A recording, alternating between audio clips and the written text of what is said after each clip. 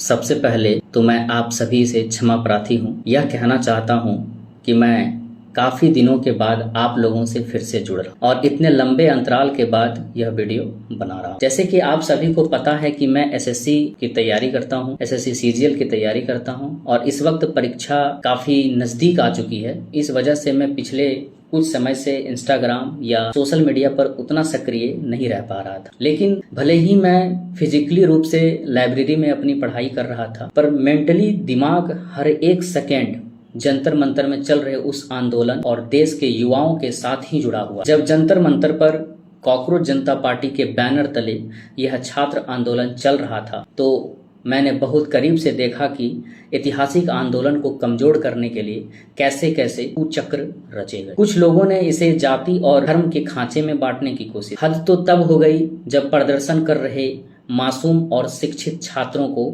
आतंकवादी, माओवादी, उपद्रवी ऐसे कह करके उनको झूठा फैलाया गया, आतंकवादी कह दिया गया। किसी ने झूठा प्रोपेगेंडा फैलाया कि पाकिस्तान से फंडिंग आ रही है, तो किसी ने कहा कि इसको चाइना के हाथ, चाहे इसमें जो भी ये प्रोटेस्ट हो रहा है या जो भी हो रहा है इसमें चाइना का बहुत बड़ा। लेकिन इन तमाम ओछी साजिशों के बावजूद देश का युवा न कभी बटा न डरा, डटे रहा, जमे रहे, आज इस मुकाम पर पहुंचे कि सरकार उनकी हर जायज मांग के आगे। देखिए, ऐसा नहीं है कि जो प्रोटेस्ट हो रहा था, जो आंदोलन हो रहा था, उसमें कुछ उपद्रवी लोग आए जो उपद्रवी करने की कोशिश भी किए। कोई विपक्ष की पार्टी भी उसमें जुड़ी जो अपने सत्ता के रोटी सेकने का काम कोशिश किया। लेकिन हमारे देश के जो जेन जी हैं, जो युवा है, वो इतना आसानी से ना टूटने वाला था ना बिखरने वाला था। उनका मोटो सेम था, ठीक है। वो एक ही बात पे अड़े रहे कि मुझे सिर्फ शिक्षा में रिफॉर्म चाहिए, धर्मेंद्र प्रधान जी की इस्तीफा चाहिए, और उनकी जो भी डिमांड थी वो अपने डिमांड पर सजग रहे, अलर्ट रहे, ठीक है ना, और उसी में जुड़े रहे। और ये देश ऐसा नहीं है कि कोई आज प्रोटेस्ट कर रहा है या आज देश के विद्यार्थी आज प्रोटेस्ट कर रहे हैं। हमारे आज शहीद आजम भगत सिंह, जो हम सब शहीद भगत सिंह को उस वैचारिक सोच के मानने वाले लोग हैं जिन्होंने सिखाया था कि अन्याय के खिलाफ आवाज उठाना हर नागरिक का कर्तव्य। अटल बिहारी वाजपेयी जी के लोकतंत्र मूल्यों को अगर हम याद करें तो एक स्वस्थ लोकतंत्र में सरकार की आलोचना करना और सरकार से तीखे सवाल पूछना ही एक सच्चा देशभक्त और असली पहचान हो। इसलिए सरकार से सवाल करिए, डटकर सवाल, क्योंकि जब तक आप सवाल पूछ रहे हैं तब तक आप जिंदा हैं। और यह बात बिल्कुल साफ है कि किसी भी राजनीतिक पार्टी का समर्थक, और यह बात मैं बिल्कुल साफ पूर्वक कह देना चाहता हूं कि मैं किसी भी पार्टी का समर्थक नहीं हूं, और आप में से किसी को भी किसी पार्टी का अंध समर्थक बनने की कोई जरूरत नहीं है। हमारी निष्ठा सिर्फ और सिर्फ देश के संविधान और सच के प्रति होनी चाहिए। सरकार भले ही शुरुआती दौर में बहरी बनकर बैठती है, लेकिन जब जेन जी और कॉकरोच जनता पार्टी जैसे युवा ताकतें एकजुट होकर हुंकार भरती है तो बहरी सरकार को भी सुनना पड़ता और झुकना पड़ता है। इस आंदोलन के दौरान मंच से कई नारे गूंजे, चाहे वो सीजेपी के द्वारा अधिकृत इनकलाब जिंदाबाद, भारत माता की जय, चंद्रशेखर आजाद के द्वारा उठाए गए कुछ आंदोलन जैसे जय भीम हो, या शिक्षा मंत्री के इस्तीफा की मांग वाले नारा हो।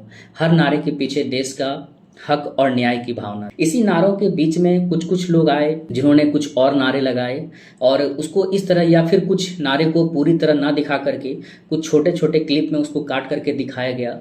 जैसे कि एक नारा था जिसमें काफ़ी वायरल हुआ था, जिसमें यह था नारे तकदीर करके ऐसा कुछ था, लेकिन उस नारे को एक क्लिप काट करके दिखाया गया। जब आप उस आंदोलन को या उस नारे को जब आप पूरी तरह से जब देखेंगे, उस वीडियो को जब देखेंगे, तो उसमें हमारे देश में सभी धर्म की एकता की बात कही गई थी। उसमें जय श्री राम भी कहा गया था, वंदे मातरम भी कहा गया था, नारे तकदीर भी कहा गया था। इस तरह करके सभी धर्मों को एकजुट करने का आह्वान किया गया। उसी के साथ एक हमारे कॉमेडियन हैं जिनके द्वारा यह कहा गया था कि सीता के पति को मांग करके नीता के पति को ऐसा करके कुछ ऐसा टिप्पणी किया था। उसकी भी काफ़ी आलोचना हुई थी, लोग उसके काफ़ी विरोध किए कि हमारे धर्म को ठेस पहुंचा रहा। हाँ, मैं मानता हूँ कि वो धर्म को ठेस पहुंचाने की ही बात कही थी उन्होंने, उस भगवान श्री राम के बारे में ही उन्होंने जिक्र किया था, लेकिन वो एक कॉमेडियन है। और उसके साथ साथ मैं ये भी कहना चाहूँगा कि जब हमारे देश की पार्टियाँ मैं ये किसी खास पार्टी की बात नहीं कर रहा हूँ, चाहे वो बीजेपी हो, चाहे वो कांग्रेस हो या किसी अन्य पार्टी की बात नहीं कर रहा हूँ। जब किसी पार्टी को वोट चाहिए होता है तो वो प्रखर होकर के भगवान का नाम लेते हैं, भगवान के बारे में बोलते हैं, लेकिन जब वो जीत जाते हैं तो फिर उसी भगवान में चंदा चोरी का इल्ज़ाम लग जाता है। वो राम मंदिर जो अयोध्या में बना उसका कोई जिक्र नहीं हो रहा है, जिसमें कई तरह के अभी आरोप लग रहे हैं। तो इस तरह की चीज़ों का होते रहता है, ठीक है। इसी आंदोलन में सोनम वांगचुक जैसे प्रख्यात पर्यावरणवादी और शिक्षा सुधारक ने छात्र को पुलिस कार्रवाई और फर्जी मुकदमे से बचाने के लिए 26 दिनों के कठिन आमरण अनशन किया। उनका यह कहना था कि जो भी युवा नेता जो चाहते हैं, युवा हमारे जो जेन जी जो चाहते हैं, उसकी डिमांड को पूरी की जाए, उसके लिए उन्होंने आमरण अनशन पर गए और आज इतने दिन तक वो आमरण अनशन पर रहे और कल उन्होंने अपनी आमरण अनशन तोड़ा।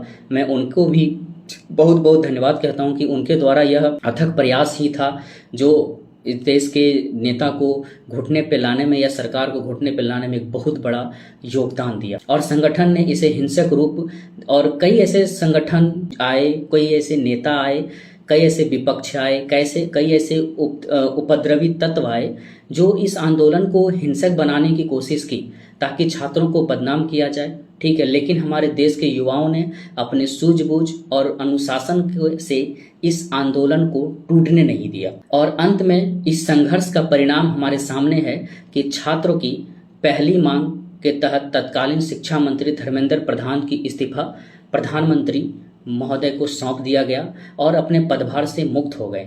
इस तरह से कॉकरोच जनता पार्टी की कुछ मांगे थी। जो सबसे पहले मांगी थी कि धर्मेंद्र प्रधान जी की जो तत्कालीन शिक्षा मंत्री थे उनके इस्तीफा दी जाए, तो उनकी इस्तीफा करा दी गई। उसके बाद था कि जो नीट में जो बच्चे थे जिनकी मतलब कि जो एग्ज़ाम पेपर लीक की वजह से उन्होंने जो अपनी सुसाइड कर लिया था, उनके पेरेंट्स को 1-1 करोड़ की मुआवजा या फिर जो भी कंपनसेशन बन सके उनके लिए उचित रहे वो कंपनसेशन दिया जाए। सरकार ने ये भी बात मानी। उसके बाद उनके द्वारा कहा गया कि जो भी प्रोटेस्ट कर रहे थे, ठीक है, चाहे वो दिल्ली में ही नहीं बल्कि भारत में जितने भी ऐसे राज्य में प्रोटेस्ट कर रहे थे, उन सभी के FIR जो उनके खिलाफ अगर कोई कार्रवाई की गई हो तो उस कार्रवाई को वापस लिया जाए और उसके रिगार्डिंग में कभी भी उस तरह के फिर उसके खिलाफ कभी भी उस विषय पर, इस आंदोलन के विषय पर कभी भी उसके खिलाफ कभी भी कोई कार्रवाई नहीं की जाए। और जो पुलिसकर्मी थे जिन्होंने इस तरह को उपद्रवी किया या लाठीचार्ज किया या उसको उस्काने का काम किया, तो उन लोगों के खिलाफ कार्रवाई की जाए, ठीक है। और ये सभी बातें जो है सो प्रेस कॉन्फ्रेंस के द्वारा JP नड्डा और CJP के प्रवक्ता के बीच सामने रखा गया और इस बात को भारत के सामने प्रस्तुत किया गया और सरकार ने इस सभी बातों को एक्सेप्ट किया है। और उसके बाद एजुकेशन के सिस्टम में रिफॉर्म करने की भी बात कही गई है। उसके लिए एक ड्राफ्ट तैयार किया जो कि कॉकरोच जनता पार्टी के द्वारा सौंपा गया हमारे भारत सरकार को।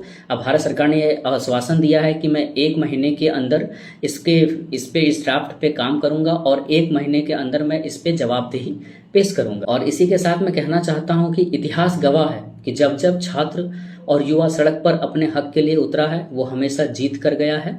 आज कॉकरोच यानी देश की आम छात्र की जीत हुई है, लोकतंत्र की जीत हुई है, ठीक है ना। इसमें किसी पार्टी का नहीं कोई जीत हुआ है, सिर्फ विद्यार्थी युवा का जीत हुआ है। तो मैं इसीलिए कहना चाहता हूं कि किसी भी युवा के साथ कुछ भी गलत होता है या कुछ भी होता है तो वो अपनी हक के लिए अपनी आवाज़ को उठाए।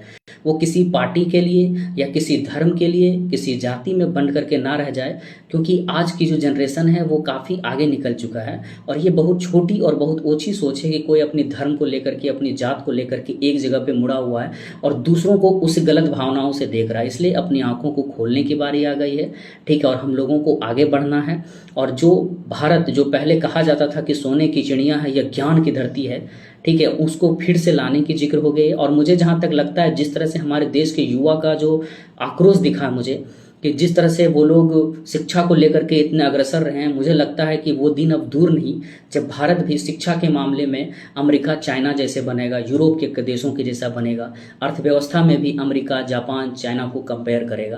क्योंकि हमारे देश के युवा वो शांत हैं अभी, लेकिन ऐसा उन्होंने वो इस छोटे से आंदोलन के माध्यम से लोगों को बता दिया कि भारत की जनता, भारत की युवा अगर एक बार चाह ले तो किसी को भी कुछ भी बदल सकता है, ठीक है। तो इसी के साथ मैं कहना चाहता हूँ कि आप लोग इसी तरह से निरंतर अपनी जो भी चीज़ें हैं अपने आसपास में, कभी भी किसी भी चीज़ को लेकर के कुछ गलत होता है, किसी के साथ भी गलत होता है तो आप उसकी आवाज़ बनिए, उसका सपोर्ट करिए, ठीक है। और कहीं भी गलत होता है तो उसका हमेशा उसका विरोध कीजिए, ना कि उस बात को सुन करके देख करके इग्नोर करिए।